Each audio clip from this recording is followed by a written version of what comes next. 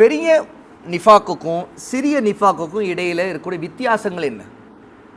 அதாவது அகீதாவில் வரக்கூடிய பெரிய நிஃபாக் நயவஞ்சகம், செயல்களில் நம்பிக்கையில் அல்ல செயல்களில் வரக்கூடிய நயவஞ்சகம் அது சிறியது.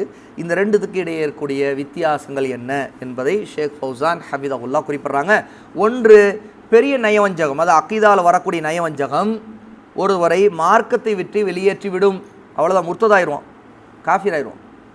சிறிய நயவஞ்சகம் மார்க்கத்தை விட்டு வெளியேற்றாது, முஸ்லீம் தான் அவன். ரெண்டாவது, பெரிய நயவஞ்சகம் அகீதாவில் வரக்கூடியது கொள்கையிலும் சிறிய நயவஞ்சகம் செயல்பாடுகளிலும் ஏற்படும். ரெண்டுத்துக்கும் வித்தியாசங்கள். ஒன்று, பெருசு கொள்கையில் அக்கீதாவில் வரும், சிறியது செயல்களில் வரும். மூன்று, பெரிய நயவஞ்சகம் ஒரு மூமினிடம் காணப்படவும் மாட்டாது, இடம்பெறவும் மாட்டாது. பெரிய நயவஞ்சம் ஒரு மூமினிடம் ஒரு காலம் இருக்காது. சிறிய நயவஞ்சம் சில வேளை ஒரு மூமினிடம் கூட இருக்கும். ஒரு ஈமான் கொண்ட மனிதன்ட்ட கூட சிறிய நயவஞ்சகம் முனாஃபிக் தனம் வரும். உதாரணத்துக்கு பொய்யா பேசுகிறது, நம்பிக்கை மோசடி பண்ணுறது, இப்படிலாம் இருக்கும்போது ஒரு முஸ்லீம் தான், ஆனாலும் அவன்கிட்ட சிறிய வகை செயல் சார்ந்த அந்த நயவஞ்சகம் அவன்கிட்ட இருக்குதுன்னு அர்த்தம். நான்கு, பெரிய நிஃபாக்கை செய்யக்கூடியவன் பெரும்பாலும் தௌபா செய்வதில்லை. ஏன்னா அவனை பொறுத்த கொள்கை ரீதியாக அவன் குஃப்ரோடு தான் அதை நம்பிக்கை கொண்டு, குஃப்ரை நம்பிக்கை கொண்டு அவன் இருக்கிறான். அப்படி தௌபா செய்தாலும் நீதிபதியிடம் அவனுடைய தௌபா ஏற்றுக்கொள்ளப்படுமா இல்லையா என்பது கருத்துபாடு உள்ளது.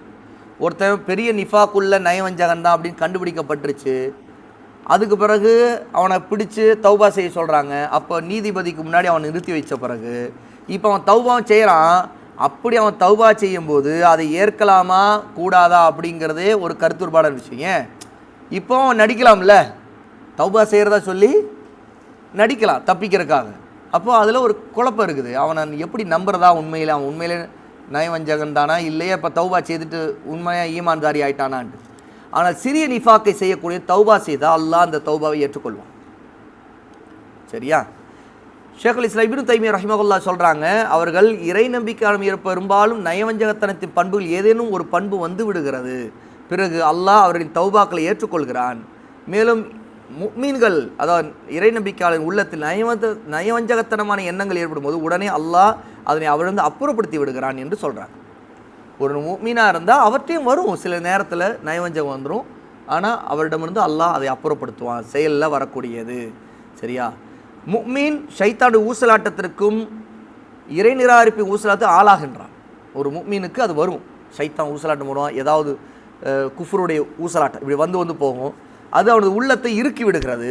சஹாபாக்கள் அல்லாஹ்வின் தூதர் ஸல்லல்லாஹு அலைஹி வஸல்லம் கூறியது போல, எங்களில் ஒருவர் அவருடைய உள்ளத்தில் சில விஷயங்களை உணர்கிறார், அதாவது உள்ளத்தில் சிலது குஃப்ரான எண்ணங்கள் வந்துடும்.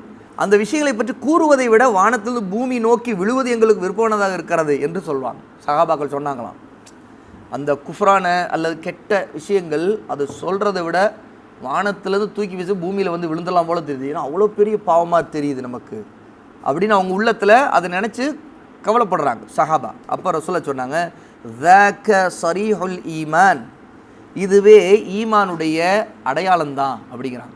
ஒருத்தருக்கு அந்த மாதிரி எண்ணம் வருதுனாலே, ஒரு வஸ்வாஸ் வந்துட்டு போகுது, அது அதனால் பயம் வருதுன்னா அது ஈமானுடைய அடையாளம். ஏன்? ஈமான் இருக்கிறனால தான் அந்த பயம், அந்த வெறுப்பு நமக்கு வருது. இல்லைன்னா அந்த குஃப்ரை ஒருத்தர் நேசிப்பானா இல்லையா? அப்போ குஃப்ரை வெறுக்கிறதுனால தான் அது ஈமானுடைய அடையாளமாக இருக்குது அப்படிங்கிறாங்க ரசூலுல்லாஹி ஸல்லல்லாஹு அலைஹி வஸல்லம். அபூ ஹுரைரா ரலியல்லாஹு அன்ஹு அறிவிக்கக்கூடிய இந்த ஹதீஸ் சஹீஹ் முஸ்லிம் 132வது ஹதீஸாக இடம்பெறுது. இன்னும் வேறு சில ஹதீஸ்களில் உள்ளத்தில் உள்ள விஷயங்களை வார்த்தையாக வெளியே சொல்வது என்பது எங்களுக்கு மிக கடினமாக இருக்கிறது என்றார்கள். சஹாபாக்கள் சொல்கிறாங்க, வார்த்தையால் சொல்லவும் இல்லை, உள்ளத்தில் அப்படிலாம் சில எண்ணங்கள், கெட்ட எண்ணங்கள் வருது. அப்போ நபி ஸல்லல்லாஹு அலைஹி வஸல்லம், அல்ஹம்துலில்லாஹில்லதி ரத்த கைதஹு இலல் வஸ்வஸா, எல்லா போலும் அல்லாஹ்வுக்கு, அவனே இந்த ஷைத்தானுடைய சூழ்ச்சியை ஊசலாட்டமாக மாற்றி விடுகிறான். அதாவது அவன் சூழ்ச்சி செய்து ஷைத்தானை மாற்ற நினைக்கிறான், ஆனால் அது ஊசலாட்டமாக மாறி அல்லாஹ் நம்மை பாதுகாக்கிறான். அப்போ நமக்கு வரும்போது நமக்கு தெரிஞ்சிருது அது உள்ளத்தில் வர்றது நம்ம வரக்கூடாதுன்னு நம்ம நினைக்கிறோம். அப்போ வஸ்வாஸுங்கிறது வரும்போது அது ஈமானுடைய தன்மை இருக்கிறனால வஸ்வாஸ் வருது. அல்லாஹ்வை புகழ்ந்து நாம் என்ன செய்யணும்? ஈமானுக்கு நன்றி செலுத்தணும். இத்தகைய ஊசலாட்டங்கள் விருப்பம் இல்லாமல் ஏற்பட்டாலும் அதனை உடனே உள்ளத்திலிருந்து நீக்கி விடுவதை இறை நம்பிக்கையின் அடையாளம். அப்போ நம்ம விருப்பம் இல்லாமல் தான் ஏற்படும் உடனே நம்ம ஈமானை புதுப்பிச்சுக்கணும். சரியா? அல்லாஹ்வின் பக்கம் திரும்பிடணும், உடனே நம்மை விழிப்புணர்வு ஊட்டிக்கொள்ளணும், அல்லாவோட பாதுகாப்பு தேடணும் அப்படிங்கிறத இங்கே தெரிஞ்சுக்கணும். கிதாபுல் ஈமான்ல இமாம் இப்னு தைமியா இதை குறிப்பிட்றாங்கங்கிறாங்க ஷேக் சாலிஹ் அல் ஃபௌசான் ஹஃபிதஹுல்லா. பெரிய நிஃபாக்கில் இருப்பவர்களை பற்றி அல்லாஹ் சொல்றான், சும்முன் புக்முன் உம்யுன் ஃபஹும் லா யர்ஜிஊன்.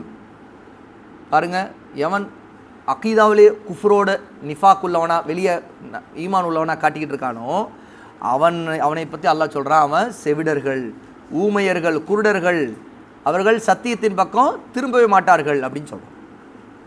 அவங்க ஏற்றுக்கவே மாட்டாங்க. ஏன்னா உள்ளத்தில் அவங்க கொள்கை ரீதியாகவே அவங்க தன்னுடைய குஃபரை நம்பிக்கிட்டு வெளியே தான் நடிக்கிறாங்க. சூரத்துல் பக்ரா 2வது சூராவுடைய 18வது ஆயத்தில் அல்லாஹ் சொல்கிறான், அவர்கள் அந்தரங்கத்தில் இஸ்லாமை நோக்கி திரும்புவதே இல்லை. அல்லாஹ் கூறுகிறான், அவலா யரவுன அன்னஹும் யுஃப்தனூன ஃபீ குல்லி ஆமின் மர்ரத்தன் அவ் மர்ரத்தைனி சும்ம லா யதூபூன வலா ஹும் யதக்கரூன். நிச்சயமாக அவர்கள் ஒவ்வொரு வருடத்திலும் ஒரு தடவையோ 2 தடவையோ சோதிக்கப்படுகிறார் என்பதையும், அதன் பிறகும் அவர்கள் தௌபா செய்து மீளுவதும் இல்லை, நல்லுணர்ச்சி பெறுவதும் இல்லை என்பதையும் அவர்கள் பார்க்கவில்லையா? முனாஃபிகளை பற்றி அல்லாஹ் இந்த ஆயத்தில் சொல்கிறான். சூரா தௌபா 9வது சூராவுடைய 126வது ஆயத். இமாம் இப்னு தைமியா ரஹிமஹுல்லாஹ் சொல்கிறாங்க, வெளிப்படையாக முனாஃபிகள் செய்கின்ற தௌபாவை ஏற்றுக்கொள்வது அறிஞர்களுக்கு இடையில் கருத்து வேறுபாடு இருக்கிறது. ஏனெனில் அவர்கள் உண்மையாகத்தான் தௌபா செய்கிறார்களா இல்லையா என்று அறிய முடியாத ஒரு விஷயம். எப்போது வெளிப்படையில் முஸ்லீமாக நடிப்பவர்கள் அல்லவா அவர்கள், நடிக்கிறதே முஸ்லீமாக நடிக்கிறாங்கன்னு உண்மையாக தௌபா செய்தாலும் எப்படி தெரிஞ்சுக்கிறது? அவங்களுடைய உள்ளத்தை நம்ம யாரும் அறிய முடியும், அல்லாஹ் தான் அறிவான். அதனால தான் அவங்களுடைய தௌபாவை நம்ம ஏற்றுக்கணுமா இல்லையாங்கிறதுல ஒரு கருத்துபாடு இருக்குது அப்படின்னு உலமாக்கள் சொல்கிறாங்க. அப்போது நம்ம அவங்களை நம்பவே முடியாது, அதான் விஷயம் அப்படிங்கிறதான் இங்கே கருத்து. அந்தளவுக்கு பெரிய நிஃபாக் உள்ளவர்கள் அடையாளம் காணப்பட்டாங்கன்னா அவங்கள நம்ம நம்பவே கூடாதுங்கிறது இதுலேருந்து தெரிஞ்சுக்கிறது.